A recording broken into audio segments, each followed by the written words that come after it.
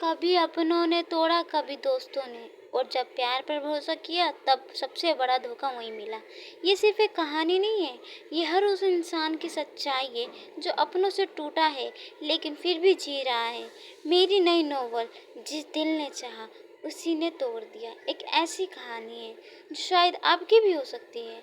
अगर आपने कभी अपनों से धोखा खाया है तो इस कहानी को पढ़िए, शेयर कीजिए और मुझे बताइए कि क्या आपने भी ये सब झेला है। सपोर्ट करें एक उभरती हुई लेखिका को। आपका एक शेयर मेरे लिए बहुत मायने रखता है। कहानी की शुरुआत में हमें दिखाया जाता है एक लड़की को जो दिखने में किसी अप्सरा से कम नहीं होती। उसकी वे गहरी नीली आंखें जो समुद्र के समान देखने वाले एक पल के लिए उसमें खो जाएं। उस नीली आंखों में से आंसू किसी पानी की तरह बह रहा होता है जो कि लाइट की किरण में वे आंखें और भी ज्यादा चमक रही थी। उसकी वे छोटी सी नाक जो कि दिखने में रोने की वजह से बहुत ज्यादा लाल हो चुकी होती। उसके चेहरे जैसे लाल होठ जिसके किनारों से अभी खून बह रहा था।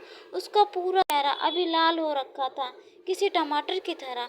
उसका शरीर दूध सा गोरा शरीर जो कि लाइट की किरण में और भी ज्यादा चमक रहा था। उसका शरीर दर्द और घबराहट में इतना हिल रहा होता है।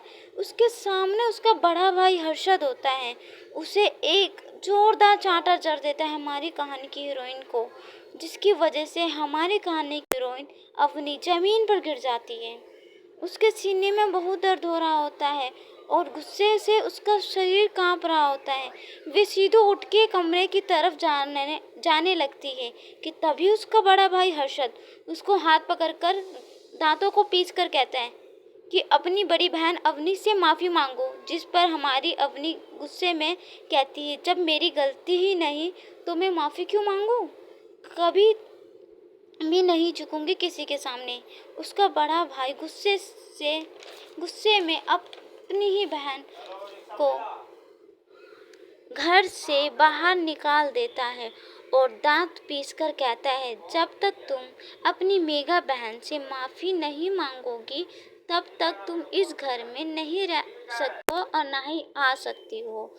इतना कहकर वे दरवाज़ा बंद कर देता है। वो ये भी नहीं देखता कि रात होने को आई है। अवनी अपनी आंखों में आंसू लेकर वहाँ से चली जाती है। कुछ दूर निकलने पर कोई उसे पीछे से उसके सिर पर मारता है जिसकी वजह से अवनी बेहोश हो जाती है। फिर उसकी आंखें धीरे धीरे खुलती है। वे अपने आसपास देखती है। वहाँ पर बहुत अंधेरा होता है जिसकी वजह से वो साफ साफ नहीं देख पा रही होती है। वे घबराकर अपने हाथ और पैरों को हिलाने लगती है जिसके कारण उसका हाथ और पैर से खून आने लगता है। उसकी एक दर्द भरी चीख पूरे कमरे में गूंजने लगती है। तभी तभी एक जोरदार आवाज के साथ गेट खुलता है। खट। आगे जानने के लिए देखते रहिए।